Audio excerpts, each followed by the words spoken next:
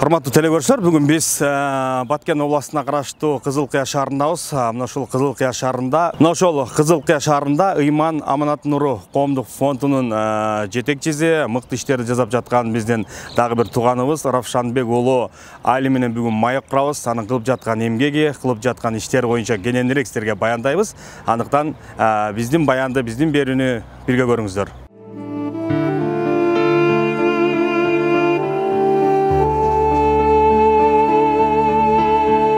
Элибизде жакшы бир сөз бар, жаштын тилегин берет. Ал эми шарияттан карай турган болсок, иннамал амалу биннияти, ар бир амал ниетке жараша болот. Сиз айткандай, сиз суроо бергендей, биздин дагы жаштык кезибиз Аллах Тааланын тагдыры бир аз кыйынчылыкта чоңойгондугубуздун себебинен үйүбүз болсо деп арзуу кылат элек.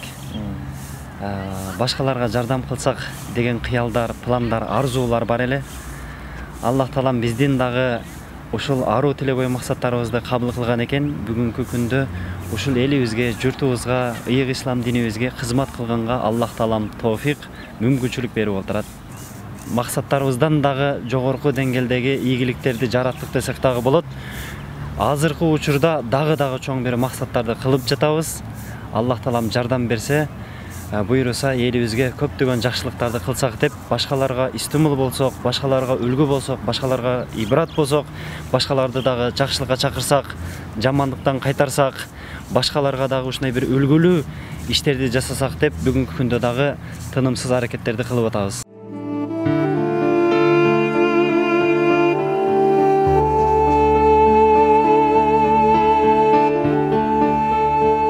Улуу устаздар айтып калат, кээ бир адам мектепте кандай жүрсө, мектепти бүткөндөн кийин дагы ошондой жүрөт. Ал эми динибизде каралат, динге чейин кандай болсо, динден кийин дагы ошондой болот деп айтат да. Биз мектеп учурунда Аллах Таалам ар кимге ар кандай жөндөм берет экен. Сиз айткандай, мектепте иш-чараларга, коомдук иштерге аябай мыкты деңгээлде катышып келгенбиз. Ушул мектепте эле пайда болду окшойт, ушундай лидерлик сыпат, аракетчилдик, мээнеткечтик, алдыга умтулуу, аракет кылуу.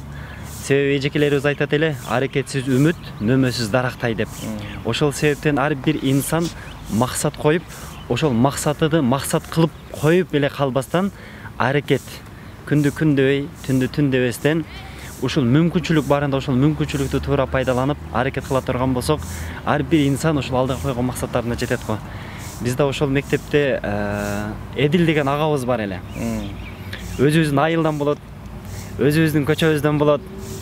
Аппакай кийинип, галстуктарды, бабочкаларды тагып, ал ушул Кызылкыя шаарында техникумда окуган.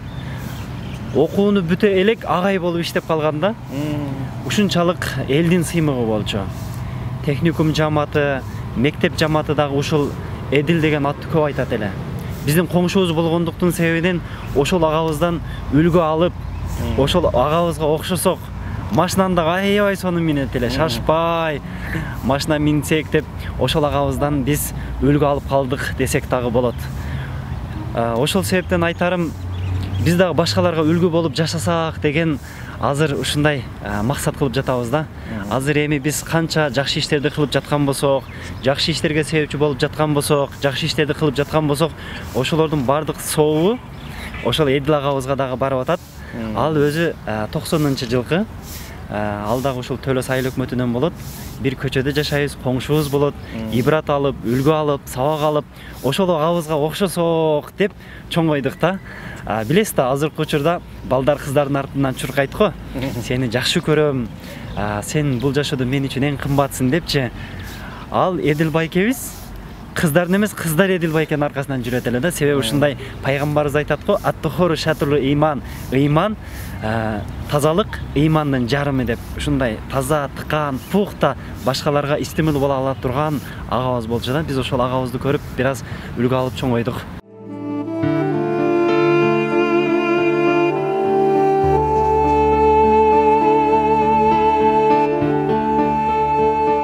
Биз ушул бир аз кыйынчылык болуп аткан учурда ушул агабыз бизге колдоо көрсөтүп Москва шаарына алып кеткен. Ушул Эдил агабыздын колунда иштедик, дворник болуп иштедик. мойкада иштедик, анын кечинде калтырада иштедик. Жана адам бир дүйнөгө киргенде каттуу кирет экен да. Көбүрөөк акчабыз болсо деп биринчи мигрант болуп барганбыз. Москвада ушул 3 иште иштедик. Орусча билбейбиз, барганда аябай кыйналдык. Ар бир инсан ушул орус тилин үйрөнүп койсо дагы өтө жакшы болот экен. Канча тил билсең ошончо дил билет дейт. Анан барып ушул Эдил агабыздан бир аз орус тилин үйрөндүк. Көп иштерди үйрөндүк. Ошол жерде биз бир да досторубуз менен байланышыбыз жок болуп калган да. Бир чөйрөбүз жок болуп калган. Москва шаарында Эдил агабыз менен бир жашагандыктан ал досуна чалат ва элге кызмат кылып, элибизге көптөгөн жакшылыктарды кылды да, прожекторлорду койду, элди уюштуруп, жолдорду кылды. Анан ушул агабызды көрүп, бир аз аралаштык, бир аз кызматына бардык, чогулуштарына бардык. Ошентип олтуруп, ушул Эдил агабыз себеп болуп калды. Ал бир досубузга чалдык, эки досубузга чалдык дагы бир муктаж үй бүлө бар экен, жардам берип койсок деп жардам бердик. Стиральный машина алып бердик. Анан дагы бир үй бүлөгө жардам бердик. Анан бул ушундай бир оору сыяктуу экен да. Кээ бир адамдарга айтып коебуз го, кантип бул сигаретти таштай албайсың депчи. Көрсө бул дагы ошондой нерсе экен да.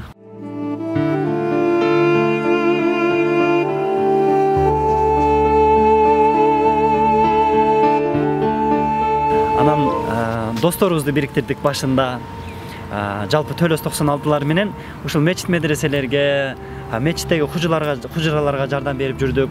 Ушул улуу устаздарыбыз, имамдарыбыз, динге кызмат кылып аткан диний тармактагы дамылаларыбыздан дуаларды алып жүрдүк.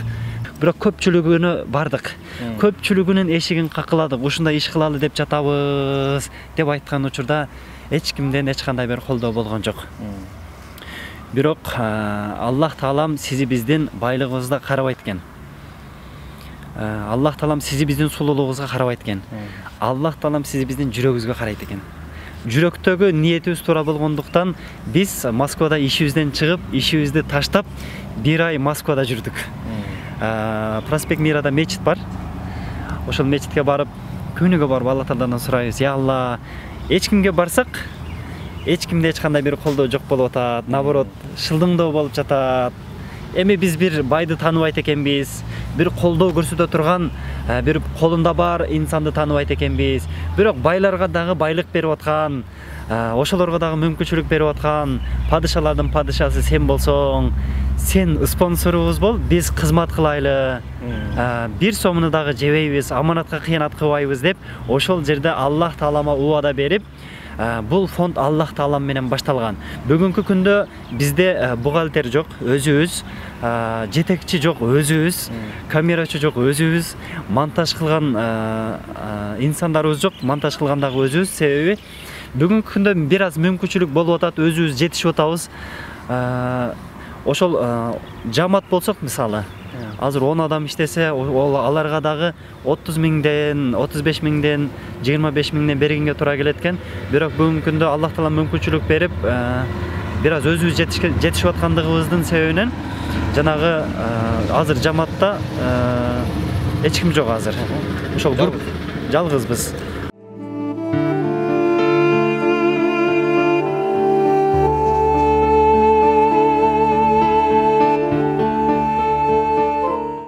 Адам өзүгө каалаган жакшылыкты башкаларга кааламайынча толук момун болбойт, толук момун болмоюнча бейишке кирбейт деген да. Анан баардык инсандар эле ушу жакшы үйдө жашагысы келет, жакшы бир шартта жашагысы келет. Бир душу болсо дейт, кирсең ысык суу, муздак суусу болсо дейт. Анан бизде дагы жакшы бир ниет бар. Ошол жерде даарат алса, ошол жерде гусул алса, ошол жерде жуунуп, тазаланып, даараттарды жакшылап алып, бир жайнамаздын үстүнө чыгып, ошол жардам берген берешен мусулман бир туугандарыбызга дуа кылса деп, ушул ар бир үйүбүздө ушул душтарга чейин, бир шарттарга чейин кылганга аракет кылып атабыз. Алгачкы баштаган үйлөрүбүздө ушул душу жок болуп калгандыгы бизге минус болуп калды да. Анан кээ бир үйлөрүбүздө душу жок болуп калат, биз сыртыга кылганга аракет кылабыз да. Сыртында ошондой бизде аткана деп коет, атканаларын кылып, малканаларын кылып, короолорун кылып берип, заборлорун кылып берип, ошол жерге коңшу колоңдору бирден койлорду берип, бир жакын туугандары бир тай берип, мындайча айтканда алардын жашоолору биздин жашоодон дагы жакшы болуп калат да. Эми Аллах таалам алардын жашоосун ошонун катарында жалпы мусулман бир туугандарыбыздын жашоосун жакшы кылсын. Айтайын деген маселе ушул заманбап кылып салганга аракет кылабыз. Эң алдыңкы үйлөрдөн кылып салганга аракет кылабыз. Бардык үйүбүз эле Кудайга шүгүр ошондой болуп атат.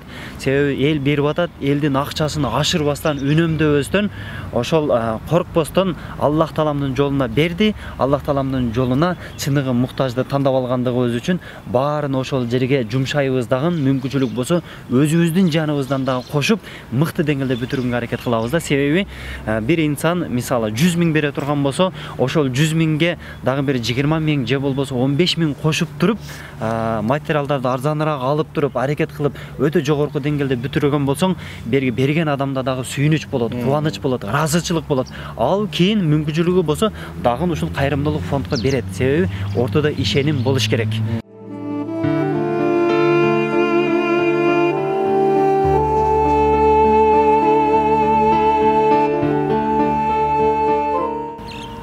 Ушул мүмкүнчүлүктөн пайдаланып, жаш өсүп келе жаткан өспүрүм жигиттерибизге, жаш улан кыздарыбызга айтарыбыз, кеңешибиз чоң максаттарды кылышсын. Өзүм деп жашабастан, өзгөнү деп жашасын. Өзүн эле максат койбостон, жалпы мусулман бир туугандарыбызга кошо максат койсун. Себеби өзүн эле максат койсо, өзүн эле жараша Аллах таалам мүмкүнчүлүк эшиктерин ачат. Ошого жараша мүмкүнчүлүк берет. Бирок биз жалпы мусулмандарга кошо максат кое турган болсок, Аллах таалам ошончолук күч кубат берет, ошончолук мүмкүнчүлүк берет. Аллах таалам ошончолук ийгилик жолдорун ачат. Ошол себептен максат кылып кое берсин. Аллах таалам ошол максат кылганында дагы сооп бере берет. Максат кылып, эгер ошол максатына жетпей калса дагы, ошол чоң максатты кылды деген сооп берет. Ошол убакытын текке кетирбесин. Мусулманчылыкта, шариятыбызда убакыт кымбат. Ошол убакыт арабтарда бир жакшы бар, жакшы бир макал бар, убакыт кылыч сыяктуу. Сен аны кетпесең, ал сени кетет. Ар бир минутубузду, ар бир секундубузду туура пайдалансак, ата-энебиздин кызматын кылсып дубасын алсак, эли журтубузга кызмат кылып, эли журтубуздун дубасын алсак, ошол эл менен сен бийиксиң, элсиз сен кийиксиң дейт да.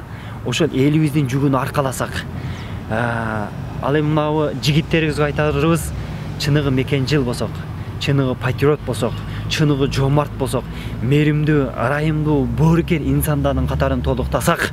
Себеби бүгүнкү күндө элибиз, мамлекетибиз, биз Кыргызстан эле эмес, башка мамлекеттер дагы ушундай чыган жаш жигиттерибизге муктаж болуп атат. Ошолор эл башкарган, жұрт башкарган адилеттүү падышалардан боло алат экен.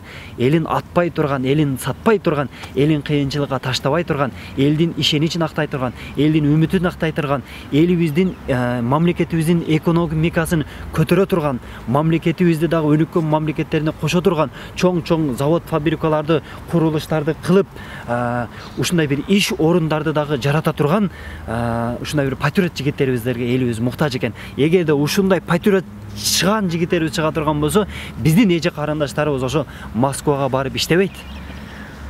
Эми бүгүнкү күндө эже карындаштарыбыздын көпчүлүгү ошол чет жерлерге барып иштеп атат. Ушул өзүбүздүн мамлекетибизге завод, фабрикаларды кура турган, ушундай аң сезими, пам парасаты, акылдуулугу, зээни күчтүүлүгү ушундай инсандарыбызга бүгүнкү күндө биздин элибиз муктаж болуп атат да. Иш орундуктарды жарата турган заводдорду ачып, фабрикаларды ачып, ушундай иштерди жүргүзө турган улан кыздарыбызга бүгүнкү элибиз муктаж болуп атат. Ошол себептен азыркы өсүп келе жаткан жаш улан кыздарыбызга, энилерибизге келечекте сиздер ушул иштерге себепчи болсоңуздар, ошого аракет кылсаңыздар деп сунушталат.